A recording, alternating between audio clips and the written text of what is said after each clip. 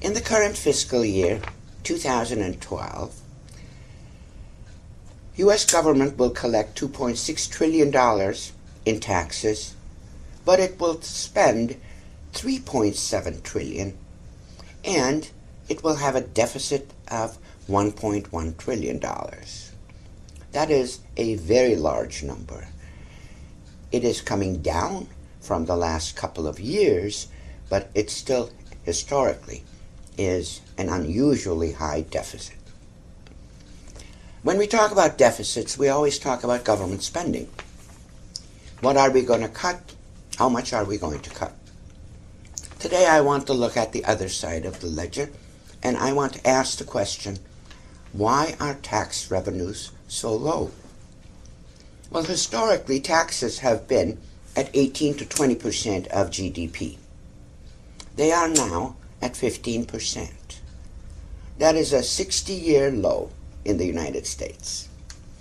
The Bush-era tax cuts alone have taken the income tax collections from 11% of GDP to 8.5%. That's a $400 billion loss to the U.S. Treasury. And at the same time, over the last 30 years, what we call tax expenditures have increased. These are giveaways, loopholes, preferential tax treatment for NASCAR, you name it, it's in there. And they have increased to the point of costing the U.S. Treasury $1.2 trillion a year, doing away with special treatment of individuals and businesses would balance the budget and leave us some money. So why can't we do away with tax expenditures? Because each little piece in there has a very strong lobby behind it.